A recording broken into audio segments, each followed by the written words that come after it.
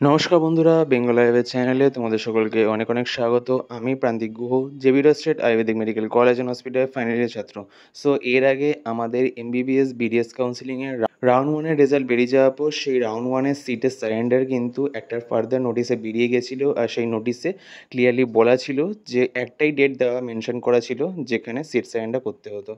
আমি জানি না ডাব্লিউবিসিসির কী ঝামেলা চলছে, ওরা সিট চেঞ্জ করছে, শিডিউল চেঞ্জ করছে, সমস্ত কিছু চেঞ্জ করছে, সিট পরে আপডেট করছে, ভুল করছে, অনেক কিছু নানা রকম প্রবলেম দেখতে পাচ্ছি।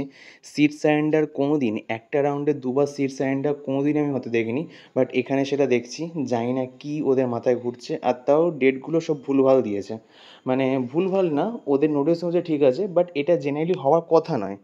In view of the representation received from the stakeholders and after careful consideration, the seat surrender facility for round 1 of West Bengal NEET UG Medical Dental Counseling is further made allowed from 11 to 4 p.m. of 25 and 26 November. So 25 তারিখে আর 26 তারিখে কিন্তু তোমাদের round ওয়ানের যে seat সেটা তোমরা surrender করতে পারো। জানি না কী হিসাবে চলছে, বিকজ আজকে তোমাদের কিন্তু রাউন্ড টু এর রেজাল্ট বেরানোর কথা। রাউন্ড টু এর রেজাল্ট বেরিয়ে যাওয়ার পর রাউন্ড ওয়ানের সিট সারেন্ডার আমি কোনো দিন শুনিনি, ঠিক আছে? বাট জানি না কী মনে করছে ওরা, কেন করছে ওরাই জানে। বাট ওরা রাউন্ড ওয়ানের সিটটা সারেন্ডার করার জন্য রাউন্ড টু এর রেজাল্টের পরের দিন আর তারপরের দিনটাকে চয়েস করেছে। কী হিসেবে মাথায় রেখেছে আমি জানি না। It is further reiterated that seat surrender of the admitted candidates during the process of round 1 is allowed without any penalty of money. মানে আমি তোমাদের যে জিনিসটা বলি যে সিট সারেন্ডার করলে তোমরা কাউন্সিলিং থেকে সম্পূর্ণ বেরিয়ে যাচ্ছ, বাট তোমরা কিন্তু কোনো টাকা পেমেন্ট করতে হচ্ছে না। জেনারেলি সব গভর্নমেন্ট কলেজে বন্ড মানি 1 লাখ টাকা পে করতে হয়, বাট এখানে তোমরা যদি সিট সারেন্ডার করে দাও তোমরা তোমাদের সমস্ত ডকুমেন্টস পেয়ে যাবে। বাট তোমাদের কিন্তু যদি এই টাইমের মধ্যে করো তোমাদের কিন্তু কোনো রকম বন্ড মানি অর্থাৎ যে 1 লাখ টাকা আছে সেটা কিন্তু তোমাদের পে করতে হচ্ছে না। অথবা যদি প্রাইভেট কলেজও হয়, তোমরা যদি সেখানে সিটটা ছেড়ে দাও তোমাদের যে রিমেনিং কোর্স ফি বা যাই আছে সেটা পে করতে হবে না। তোমরা তোমাদের ডকুমেন্টসগুলো ফেরত পেয়ে যাবে, বাট তোমরা কাউন্সিলিং থেকে কিন্তু আউট হয়ে যাবে। The seat surrender of the admit candidates during the process of round 2 is allowed, but with the forfeiture of the admission fee. মানে কী কেস হচ্ছে, তোমাদের সেকেন্ড রাউন্ডে যদি তোমরা যে সিটটা পাবে বা যেটা আজকে অ্যালটমেন্ট হবে সেটা ফার্দার কোনো নোটিশ দেওয়া হবে। বলছে রাউন্ড টু এর যে সিট সারেন্ডার সেখানে তোমাদের অ্যাডমিশন যে ফিসটা থাকবে, অ্যাডমিশন ফিস যেটা থাকবে সেই অ্যাডমিশন ফিসটা কিন্তু কাটা হবে। মানে সাপোজ ধরে নাও যে তোমাদের অ্যাডমিশন লেগেছে হচ্ছে 3,100 টাকা, ঠিক আছে? আমি ধরি কলেজ বা যা কিছুতে তোমার অ্যাডমিশন ফিস লেগে হচ্ছে হলো 3,100 টাকা।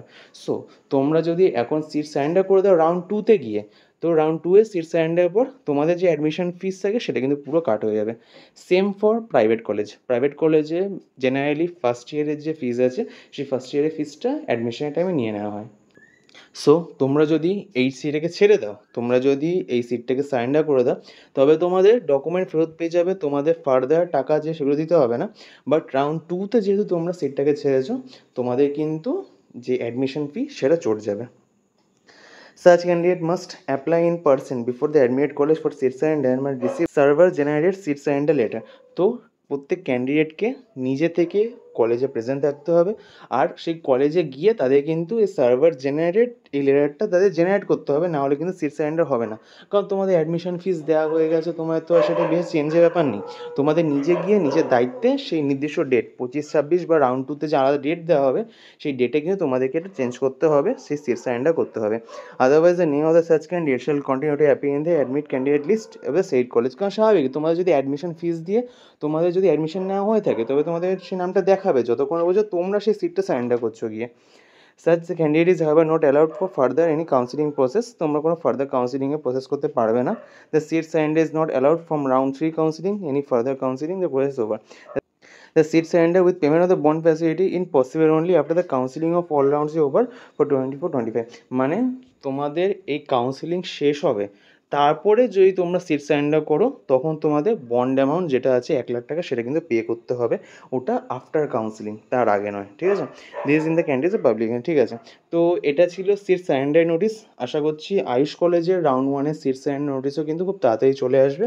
কিন্তু এত ডাব্লিউবিএসসির কী ঝামেলা চলছে আমি জানি না। ওরা সিট সারেন্ডার দুবার করে বার করছে, রাউন্ড 2 এর রেজাল্টের পর রাউন্ড 1 এর সিট সারেন্ডার বার করছে। তো ঝামেলা তো কিছুটা চলছে, বোঝা যাচ্ছে না কী হচ্ছে। দেখা যাক, হোপ ফর দ্য বেস্ট, ঠিক আছে? যদি ভিডিওটা ভালো লেগে থাকে please like, share and subscribe Bengal Ayurveda. ধন্যবাদ।